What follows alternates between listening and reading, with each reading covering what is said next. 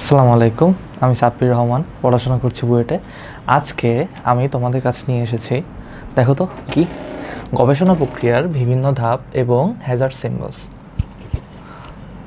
প্রথম অধ্যায়ের রসায়নের এই ধারণা চ্যাপ্টারটা আমাদের এসএসসিতে খুব একটা আসে না, কিন্তু এই দুইটা টপিক থেকে কিন্তু আমাদের এমসিকিউ আসতে দেখা যায়।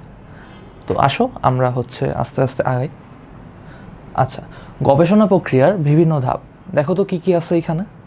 তুমি প্রথমে বিষয়বস্তু নির্ধারণ করবা, তুমি কি নিয়ে গবেষণা করতে চাও সেই টপিকটার উপরে বিষয়বস্তু নির্ধারণ করবা।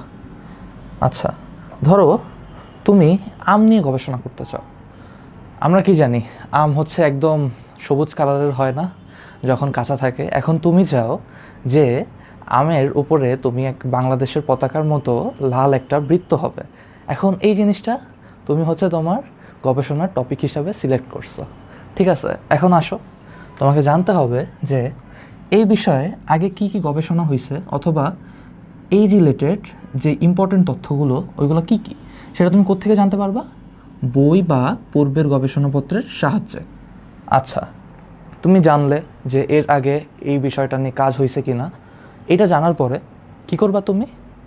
তুমি দেখবা তোমার প্রয়োজনীয় যে যন্ত্রপাতি সেগুলা কি কি, সেগুলা তুমি কালেক্ট করবা। তারপর তুমি সেটার পরীক্ষার প্রণালী নির্ধারণ করবা। পরীক্ষার প্রণালী নির্ধারণ। আচ্ছা, পরীক্ষার যন্ত্রপাতি কালেক্ট করছো, সব কিছু জেনে আসছো আগে কি হয়েছে, বিষয়বস্তু নির্ধারণ করছো। এখন তোমার কাজ কি?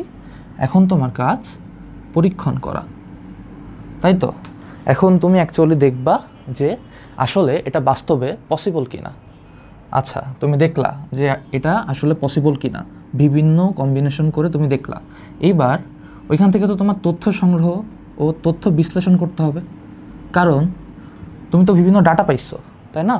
সেই ডাটাগুলা বিশ্লেষণ করে করে তোমার দেখতে হবে যে এই জিনিসটা আদৌ পসিবল কিনা। তুমি যেটা চাচ্ছ যে আমের স্কিনে বাংলাদেশের যে সার্কেলটা আছে পতাকাতে, ওই সার্কেলের মতো একটা লাল বৃত্ত চাও তুমি আমের স্কিনে, এটা কি আসলে সম্ভব কিনা। তখন তুমি বুঝে যাবা তথ্য বিশ্লেষণের পরে যে এটা কি আসলেও সম্ভব নাকি না। তখন তুমি কি করবা, সেইটা তোমার ফলাফল নিয়ে আলোচনা করবা। এই বিষয়টাতে তুমি তোমার মন্তব্য লিখবা যে এটা আদৌ সম্ভব নাকি সম্ভব না। এখন তোমরা বড় হয়ে কী হতে চাও? আমরা বড় হয়ে কী হতে চাই সবাই বলো তো? আমরা কিন্তু সবাই ডাক্তার, ইঞ্জিনিয়ার হতে চাই। এখন তোমরা কয়জন এই যে গবেষণা প্রক্রিয়া মানে গবেষক হইতে চাও বলো তো? রিসার্চার হইতে চাও কয়জন? তাদের কিন্তু এটা একদম একটা বেসিক আইডিয়া। রিসার্চকে যত সহজে তোমার বিশ্লেষণ করা যায়, তোমাদের বইটাতে কিন্তু ঠিক তত সহজেই বিশ্লেষণ করা আছে। ইনশাল্লাহ ইন ফিউচার যদি কেউ রিসার্চার হও, এটা তাহলে তোমার কাজে লাগবে।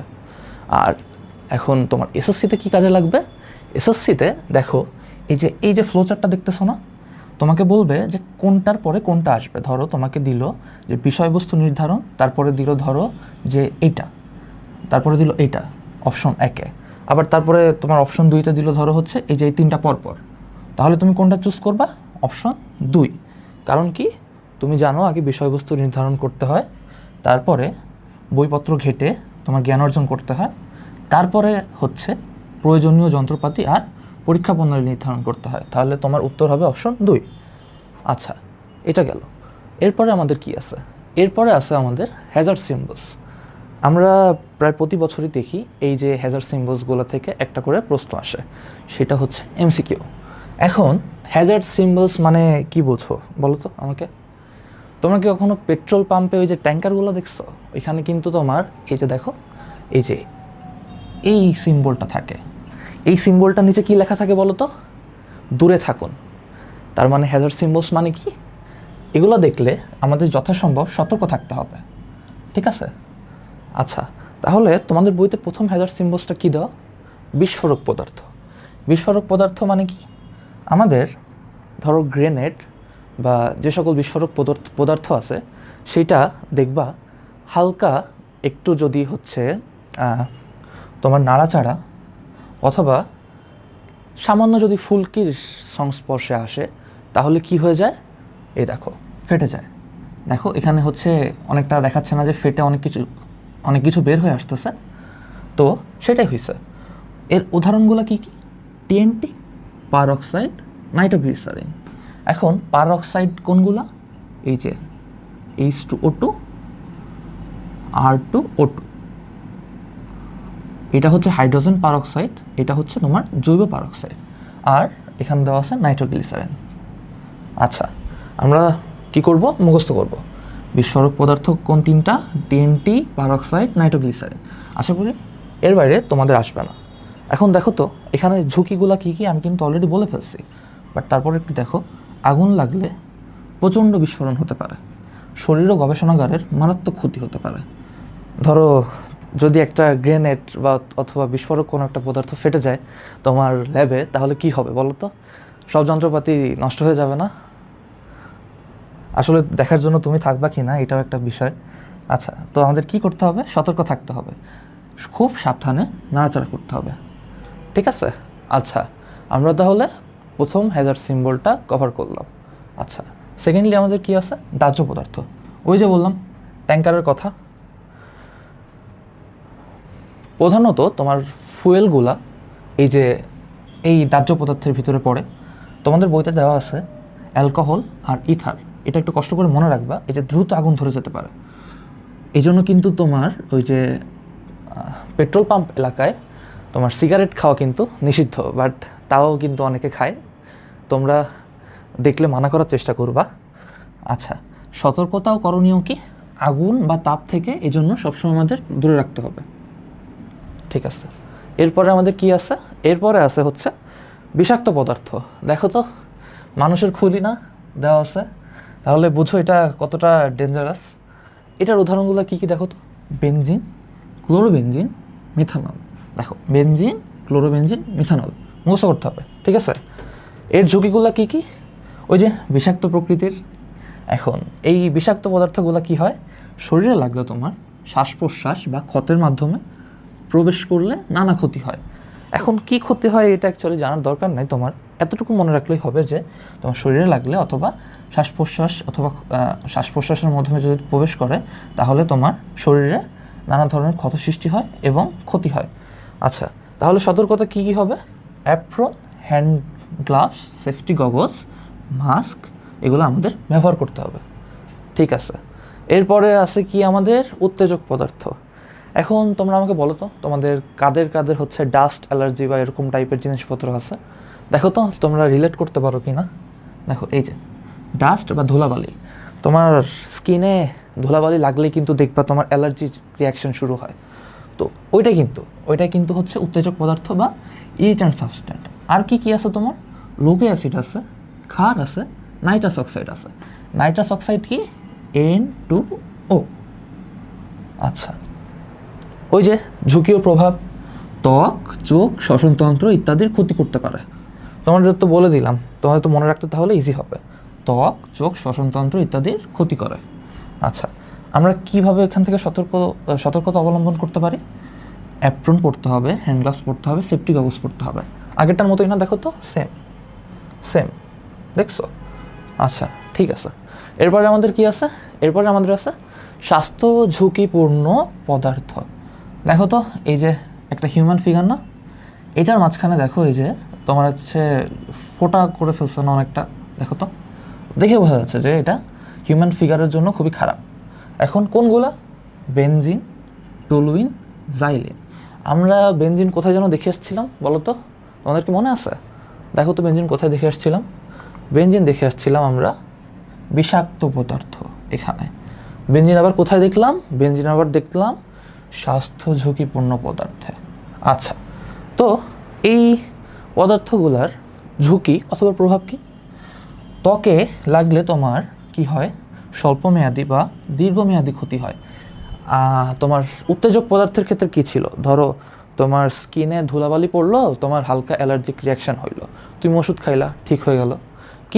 কিন্তু স্বাস্থ্য ঝুঁকি পদার্থের ক্ষেত্রে কি হয়? তোমার দীর্ঘমেয়াদী ক্ষতিও হইতে পারে। দেখো এই যে ক্যান্সার হইতে পারে অথবা শ্বসনতন্ত্রে তোমার অনেক বড় ক্ষতি হইতে পারে। এখন এটার সতর্কতা কি? স্বাভাবিকভাবেই সতর্ক থাকতে হবে তোমাকে। আর হচ্ছে ওই যে আগেরটা অ্যাপ্রন, হ্যান্ড গ্লাভস আর সেফটি গগলস, মাস্ক এগুলো ব্যবহার করতে হবে। আগেরটা থেকে এখানে একটা এক্সট্রা দিছে, সেটা হচ্ছে মাস্ক। আচ্ছা, এরপর আছে কি আমাদের তেজস্ক্রিয় পদার্থ, এইটা অনেক বেশি ইম্পর্ট্যান্ট। আচ্ছা, তেজস্ক্রিয় পদার্থ কি বলো তো? আমরা কি ফিজিক্সে পড়ছি যে তেজস্ক্রিয় পদার্থ হচ্ছে যেগুলো পদার্থ থেকে আলফা, বিটা, গামা এ সকল ক্ষতিকর রশ্মি বের হয়? এই যে কিন্তু সেই সাইনটা, এটা দিয়ে কিন্তু আমরা ওই পদার্থগুলোকে বোঝাই। এই যে দেখতেছো না ফ্যানের মতো, এইটাকে বলে তোমার হচ্ছে ট্রিফয়েল। ট্রিফয়েল। আচ্ছা, এই চিহ্ন দ্বারা তাহলে আমরা কি বুঝি? তেজস্ক্রিয় পদার্থ। তেজস্ক্রিয় পদার্থ কি করে তাহলে যেন? আমাদের ক্ষতিকারক রশ্মি বের হয়, ক্যান্সারের মতো মরণ ব্যাধি সৃষ্টি হতে পারে, বিকলাঙ্গ করে ফেলতে পারে তোমাকে। আচ্ছা, এইটার একটা পারফেক্ট উদাহরণ কি জানো? তোমাকে আমি দুইটা উদাহরণ বলি। সেটা হচ্ছে তোমার জাপানে ওই যে হিরোশিমা আর নাগাসাকিতে আমরা যখন দেখলাম যে বোমা ফেলছিল আমেরিকা, তখন কিন্তু এই যে পরবর্তী প্রজন্মগুলা বিকলাঙ্গ তোমার জন্মগ্রহণ করতেছিল। আর তোমরা দেখবা যারা অনেকে সারভাইভ করছিল ওই ইনসিডেন্টটা, তারা অনেকেই কিন্তু পরবর্তীতে ক্যান্সার অথবা এর থেকেও ক্ষতিকর, এর থেকেও হচ্ছে মারাত্মক রোগে আক্রান্ত হয়ে কিন্তু মারা গেছেন। আচ্ছা, তাহলে আমাদের সতর্কতা কি? বিশেষ সতর্ক থাকা প্রয়োজন। দেখবা এই পদার্থগুলো যখন ট্রান্সপোর্ট করে, আমাদের হচ্ছে রূপপুর পারমাণবিক কেন্দ্রও দেখবা যখন ট্রান্সপোর্ট করে সর্বোচ্চ সতর্কতা অবলম্বন করা হয় এই পদার্থগুলো ট্রান্সপোর্ট করার ক্ষেত্রে। আচ্ছা, এরপরে আমাদের কি আছে? পরিবেশের জন্য ক্ষতিকর। দেখো তো এখানে কিন্তু এই যে মাছটা চিৎপটাং হয়ে গেছে, সো অ্যাকচুয়ালি এটা পরিবেশের জন্য ক্ষতিকর। এখন এখানে কি উদাহরণ দেওয়া আছে? Lead, mercury. লেডকে আমরা কি বলি? সীসা। আর মার্কারিকে কি বলি? পারদ। এখন এই দুইটা উদাহরণ কি? ভারী ধাতু না? তোমরা ইনশাল্লাহ এসএসসিতে আরও ডিটেলস পড়বা এটা নিয়ে। আপাতত এই দুইটাই মনে রাখো যে এই দুইটা হচ্ছে ভারী ধাতু। ভারী ধাতু। সো ভারী ধাতুগুলা পরিবেশের জন্য হচ্ছে ক্ষতিকর। এইবার তোমার এর থেকে সতর্কতা অবলম্বন করার উপায়গুলো কি কি? যেখানে সেখানে কিন্তু ফেলা যাবে না। দেখো, যেখানে সেখানে ফেলা যাবে না, নির্দিষ্ট স্থানে রাখতে হবে। আবার যথাসম্ভব তোমার পুনরুদ্ধার করে আবার ব্যবহার করার ট্রাই করতে হবে, যাতে সেগুলো পরিবেশের সংস্পর্শে না আসে। আচ্ছা, এরপরে আমাদের কি আছে? ক্ষত সৃষ্টিকারী। আচ্ছা, তোমরা হচ্ছে হাইড্রোক্লোরিক অ্যাসিডের নাম শুনছো না? তোমাদের হাতে যদি ওইটার সামান্য এক ফোঁটাও পড়ে, তাহলে কিন্তু তোমাদের হাত পুরোপুরি জ্বলে যাবে। তোমরা ইনশাল্লাহ যখন কেমিস্ট্রি ল্যাবে এই যে এই সাবস্টেন্সগুলো নিয়ে কাজ করবা, তখন তোমাদের আরও ডিটেলস জানাই দিবে। তো এগুলো হচ্ছে ক্ষত সৃষ্টিকারী। দেখো এখানে লেখা আছে শরীরে লাগার সাথে সাথে ক্ষতের সৃষ্টি হয়। দেখো তো এই যে এই যে এই যে এই যে আমার হাত কিন্তু এই যে অনেকটা গর্ত টাইপের হয়ে গেছে, তাই না? তো আমরা এটা দেখে চিনবো এটা হচ্ছে ক্ষত সৃষ্টিকারী।